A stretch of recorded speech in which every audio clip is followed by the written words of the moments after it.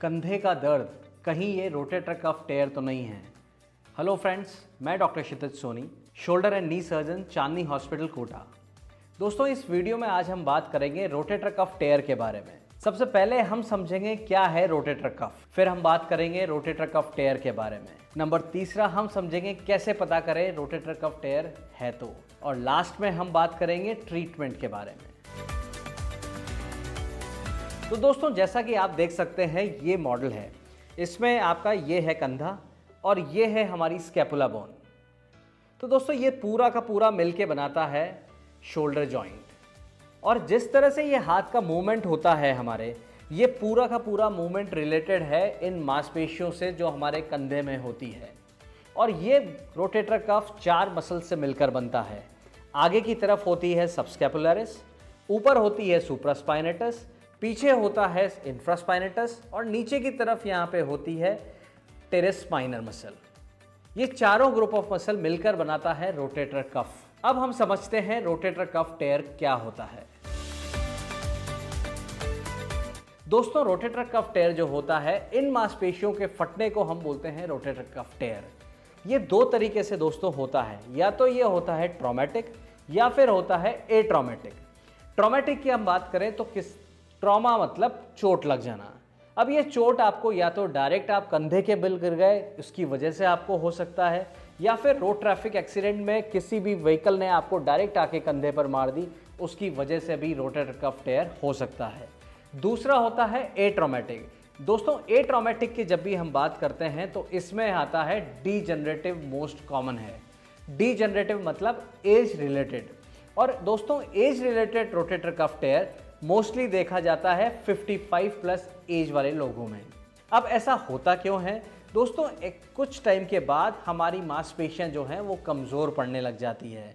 जब मांसपेशियां कमज़ोर पड़ने लग जाती है तो जहां पर ये आकर इंसर्ट होती है, जहां पर ये मांसपेशियां आकर इंसर्ट होती है, वहां पर टेंडनाइटिस होने लगती है, वहां का टेंडन कमज़ोर होने लगता है। और जब ये टेंडन कमज़ोर होने लगता है तो माइनर ट्रॉमा से भी, हल्का फुल्का ट्रॉमा या फिर किसी झटके की वजह से भी ये वहाँ से उखड़ने लगता है। ये इनिशियली एक छोटा सा टेयर होता है, लेकिन आप डॉक्टर साहब के पास जाते हैं, डॉक्टर साहब आपको फिजियोथेरेपी एडवाइस कर देते हैं। फिजियोथेरेपी, ऐसे टाइम पे फिजियोथेरेपी करने से आपका हल्का सा टेयर बड़ा होता जाता है और ये आने वाले टाइम में एक मैसिव रोटेटर कफ टेयर का फॉर्म ले लेता है। अगर ऐसा है तो आप इसको नज़रअंदाज ना करें। शोल्डर पेन अगर आपको 7 दिन से ज़्यादा का हो रहा है और ये आपको रेस्ट से भी ठीक नहीं हो पा रहा है तो आप इसको नज़रअंदाज ना करें, अपने डॉक्टर से ज़रूर कंसल्ट करें। अब हम बात करते हैं इसके डायग्नोसिस के बारे में। तो दोस्तों, रोटेटर कफ टेयर 2 तरीके से डायग्नोस होता है। सबसे पहली जो इंपॉर्टेंट मॉडलिटी है वो है एक्सरे। हम सबसे पहले पेशेंट का एक्सरे करवा कर देते हैं। एक्सरे में हमें बोन्स के बारे में आइडिया लग जाता है, उससे हम फ्रैक्चर भी रूल आउट कर लेते हैं। और उसके बाद जो नेक्स्ट मॉडलिटी होती है वो होती है एमआरआई। एमआरआई मांसपेशियों को समझने के लिए एक गोल्ड स्टैंडर्ड है। इसमें हम ये पता लगा सकते हैं कि आपकी मांसपेशियां सही है या नहीं है। आपकी मांसपेशियां अगर टूटी हुई है तो उसमें कितना ग्रेड ऑफ टेयर है, ये 5% टूटी हुई है या 50% टूटी हुई है। तीसरी इंपॉर्टेंट चीज़ जो हमें एमआरआई से निकल कर आती है वो आती है आपकी मांसपेशियों की कंडीशन कैसी है।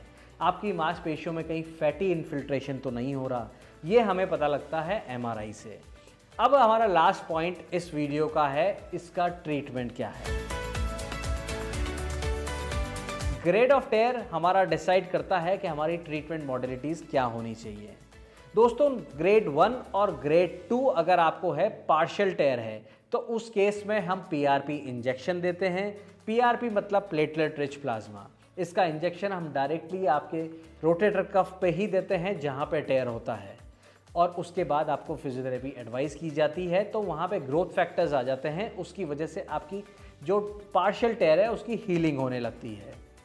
नेक्स्ट होता है कंप्लीट रोटेटर कफ टेयर का। दोस्तों, इनिशियल डेज में जब आपको टेयर हुआ है, अगर वो टेयर नया है, 1 से 1.5 महीने के अंदर पुराना भी टेयर है, तो हम उसको आर्थ्रोस्कोपिक रिपेयर करते हैं। दूरबीन से हम ऑपरेशन करते हैं। उसमें एक पोर्टल आपके कंधे के पीछे बनाया जाता है, एक छेद आगे किया जाता है और 1-2 छेद साइड में किए जाते हैं।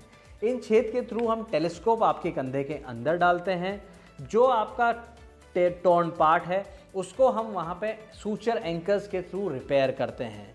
दोस्तों ये रिपेयर आपकी बोन और टेंडन के बीच में किया जाता है, इसलिए पोस्ट सर्जरी आपको थोड़ा सा इसमें ध्यान देना पड़ता है। ये फ्रैक्चर नहीं है कि आपने प्लेट लगा दी और नेक्स्ट डे से आप ठीक हो गए।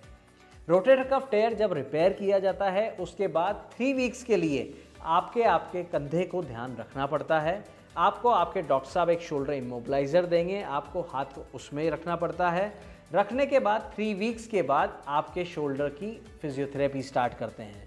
3 वीक्स तक ये फिजियोथेरेपी स्टार्ट की जाती है। 3 to 6 वीक में आपको एक्टिव एक्सरसाइजेज अवॉइड करनी पड़ती है, सिर्फ पैसिव एक्सरसाइजेज आप लोग करते हैं। 6 वीक्स के बाद मतलब 1.5 महीना जब आपकी सर्जरी को हो जाता है उसके बाद आपको एक्टिव एक्सरसाइजेज करना स्टार्ट कर दिया जाता है और ये कम से कम 6 महीने का टाइम लगता है जब आपको फुल पावर के साथ आप आपके कंधे को वापस यूज़ कर सकते हैं। आई होप ये वीडियो आपको समझ आया होगा। इस तरह के वीडियो के लिए हमारे चैनल को सब्सक्राइब करें। वीडियो पसंद आया तो वीडियो को लाइक करें और आप चाहें तो हमारे नीचे दिए गए नंबर पर हमसे संपर्क कर सकते हैं।